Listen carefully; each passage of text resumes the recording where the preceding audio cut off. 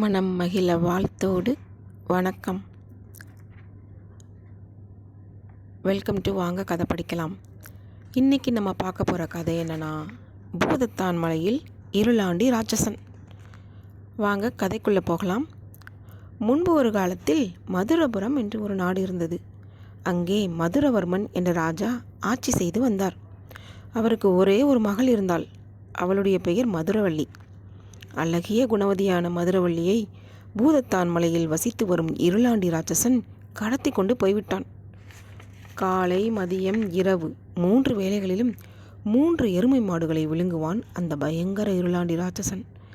அவனிடமிருந்து ராஜகுமாரியை காப்பாற்ற வேண்டுமே, அதற்கு என்ன வழி? மதுரவர்மனும் அவனது அமைச்சர்களும் தலைமுடியை பீத்து கொண்டார்கள். எல்லோரும் தீவிரமாக ஆலோசனை நடத்தி கொண்டிருந்தனர். ஒரு நாள் மாலையில் தன்னுடைய தலையில் உள்ள கொம்புகளை ஆட்டிக்கொண்டு அரண்மனைக்கு வந்தான் இருளாண்டி ராட்சசன். அவன் ராஜாவை பார்த்து, ஏய் மதுரவர்மா, ஒவ்வொரு நாளும் நான் சாப்பிட கருத்த ஒரு இளைஞனை என்னுடைய குகைக்கு அனுப்ப வேண்டும். இல்லையென்றால் உன்னுடைய மகளை நான் உயிரோடு விழுங்கிவிடுவேன். ஹா ஹா ஹா என்று முழங்கினான். பின்பு பூதத்தான் மலையில் சென்று மறைந்தான். அதை கேட்ட மதுரவர்மன் பயத்தில் நடுங்கினான். ராட்சசன் சொல்லியபடி செய்யவில்லை என்றால் ராஜகுமாரியை அந்த கொடியவன் கொன்று விடுவான் என்று ராஜாவுக்கு தெரியும். இந்த விவரம் தெரிந்த நாட்டு மக்கள் எல்லோரும் அரண்மனைக்கு முன்னால் கூடினார்கள். மதுரவர்மன் துக்கத்தை பார்த்து அவர்களுக்கு மனம் வேதனைப்பட்டது. அவர்கள் ராஜாவுக்கு தைரியம் சொன்னார்கள். அந்நாட்டு முக்கிய மந்திரியான சிங்காரவேலன் ராஜாவிடம், ராஜாவே, ஏன் நீங்கள் துக்கமாயிருக்கிறீர்கள்? தினமும் ஒரு இளைஞனை நாங்கள் அனுப்பி வைக்கிறோம். எப்படியாவது ராஜகுமாரியின் உயிரை நாங்கள் காப்பாற்றுவோம் என்று சொன்னார். அத்துடன் நாட்டு மக்களுக்கு முன்னுதாரணமாய் தன்னுடைய இளைய மகன் மடையன் ராமனை ராட்சசனிடம் அனுப்பி வைக்க முன்வந்தான். ராமன் குறைந்த அறிவுத்திறன் கொண்டவன். அதனாலேயே அவனை அனுப்ப முடிவு செய்தான் சிங்காரவேலன். மனம் ஒவ்வாமல் தான் மதுரவர்மன் அந்த ஏற்பாட்டுக்கு ஒத்துக்கொண்டான். மறுநாள் காலையில் மதுரவர்மனும் சிங்காரவேலனும் நாட்டு மக்களும் சேர்ந்து பாவப்பட்ட மடையன் ராமனை பூதத்தான் மலைக்கு அனுப்பி வைத்தார்கள். பிச்சிப்பூ மாலை சூடி சிரித்து விளையாடி கொண்டே போகிற மடையன் ராமனை பார்த்து அங்கே கூடியிருந்தவர்கள் வாய்விட்டு அழுதனர். மடையன் ராமனுக்கு எதுவும் புரியவில்லை.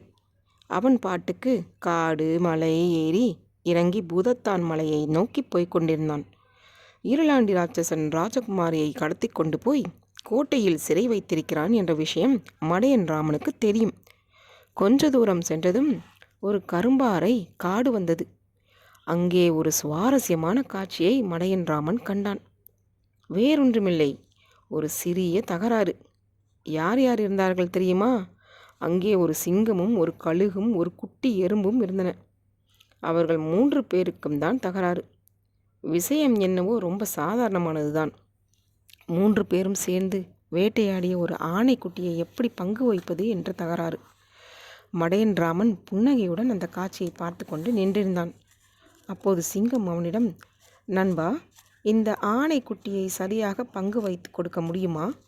அப்படி கொடுத்தாய் என்றால் எங்களுடைய தகராறு முடிஞ்சிடும் என்று கேட்டது. அதை கேட்ட மடையன் ராமன், ஓஹோ, இதுவா பிரச்சனை? இப்போ நாம் பங்கு வைக்கலாம் என்று சொன்னான். சொல்லிவிட்டு தன்னுடைய மூட்டையிலிருந்து வெட்டு கத்தியை எடுத்தான். சடா சடாவென்று வெட்டி ஆணைக்குட்டியை 3 பங்காக பிரித்தான். 3 பேருக்கும் மிக்க மகிழ்ச்சி. மூக்கு முட்டை தின்றாலும் தீராதது போல ஒவ்வொருவருக்கும் மலை மாதிரி மாமிசம் கிடைத்தது. மடையன் ராமனுக்கு எப்படி நன்றி சொல்வது என்று அவர்கள் யாருக்கும் தெரியவில்லை. அப்போது சிங்கம், என் அருமை நண்பா, உனக்கு என்னுடைய பிடரிலிருந்து ஒரு முடியை தருகிறேன். அதை நீ கைவிரலில் சுற்றினால் அக்கணமே நீ ஒரு கொடிய சிங்கமாக மாறிவிடுவாய் என்று சொன்னது. மடையன் ராமன் மகிழ்ச்சியோடு அந்த முடியை வாங்கி பத்திரமாக தன்னுடைய மூட்டையில் வைத்து கொண்டான். அப்போது கழுகு, நான் உனக்கு ஒரு இறகு தருகிறேன். அதை நீ தலையில் சூடினால் போதும், ஒரு பெரிய கழுகாக மாறிவிடுவாய் என்று சொன்னது. மடையன் ராமன் அந்த இறகினை வாங்கி பத்திரப்படுத்தினான். இதை பார்த்த எறும்பு, நான் உனக்கு சர்க்கரை துகள்கள் தருகிறேன். அதற்கு மந்திர சக்தி உண்டு. ஆபத்து வரும்போது நீ அதை வாயில் போட்டால் போதும், நீ ஒரு குட்டி எறும்பாக மாறிவிடுவாய் என்று சொன்னது. அவன் சர்க்கரை துகள்கள் கரைந்து விடாமல் பொதிந்த மூட்டையில் வைத்தான். பின்பு அங்கிருந்து பூதத்தான் மலையை நோக்கி நடந்தான். கரும்பாறைகளின் மீது ஏறி அவன் ஒரு சமதரையை அடைந்தான். அங்கே இருந்து பார்க்கும்போது ராட்சசன் கோட்டையின் பிரம்மாண்டம் தெரிந்தது. மடையன் ராமன் நேராக கோட்டையை நோக்கி போனான். கோட்டை வாசலில் ஒரு கொடிய சிங்கம் காவல் இருந்தது. சிங்கம் கேட்டது, "நீ யாரு? இங்கே எங்கே வந்தாய்?" "ராட்சசனுக்கு இரையாவதற்காக வந்திருக்கிறேன். அந்த இருளாண்டி எங்கே இருக்கிறான்?" என்று சிரித்து கொண்டே கேட்டான். அதற்கு சிங்கம், "எசமான் கோட்டைக்குள் தூங்கிக் கொண்டிருக்கிறார். சாயங்காலம்தான் வெளியில் வருவார். அப்படி வரும்போது உன்னை சாப்பிடுவார். அதுவரை அங்கே இருக்கிற பலிபீடத்தில் போய் உட்காரு" என்று பலிபீடத்தை சுட்டி காட்டி சொன்னது. மடையன் ராமன் பலிபீடத்தை பார்த்து நடந்தான். உறக்கத்தில் இருந்து விழிக்கும் முன்னாலேயே இருளாண்டியின் கதையை முடிக்க வேண்டும் என்று திட்டமிட்டான். மடையன் ராமன் தன்னுடைய மூட்டையில் பத்திரப்படுத்தி வைத்திருந்த சிங்கத்தின் முடியை எடுத்து கைவிரலில் கட்டினான். என்ன அற்புதம்! அந்த நிமிடமே அவன் அதிபயங்கரமான சிங்கமாக மாறிவிட்டான். தலையை சிலிர்த்து கொண்டு அவன் மறுபடியும் காவல் சிங்கத்திற்கு முன்னால் போனான். "நீ யாரு? இங்கே எங்கே வந்தே?" என்று காவல் சிங்கம் கேட்டது. "நான் அருகிலுள்ள காட்டின் ராஜா. எனக்கு உன்னுடைய எசமானை பார்க்க வேண்டும்." மாய சிங்கமாக இருந்த மடையன் ராமன் சொன்னான். "யாரும் உள்ளே போய் அவரை பார்க்க முடியாது" என்று காவல் சிங்கம் தெரிவித்தது. "ஏன் அப்படி?" என்று மாயசிங்கம் கேட்டது. அதற்கு காவல் சிங்கம், "எசமானனின் அறை கதவு எப்போதும் திறப்பதில்லை. அங்கே அவர் ஒரு ராஜகுமாரியை சிறை வைத்திருக்கிறார்" என்று சொன்னது. "அப்படின்னா உன்னோட எசமான் எப்படி உள்ளே போவான்?"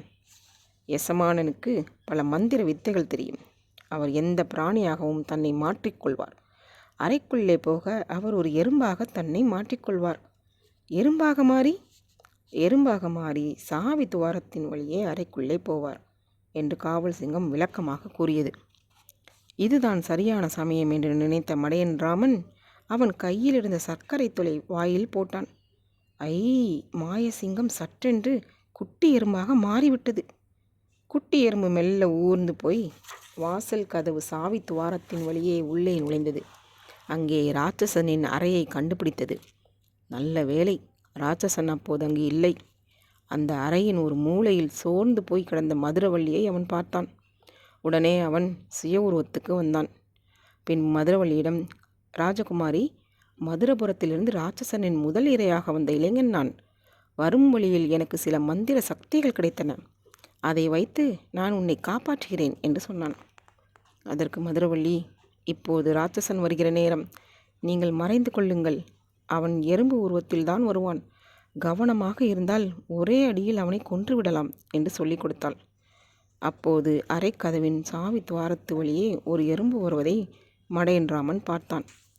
அவன் ஓடி குதித்து ஒரு அடி கொடுத்தான். டப்! அடி வாங்கி துடித்த எறும்பு கன நேரத்தில் ராட்சச உருவமாக மாறத் தொடங்கியது.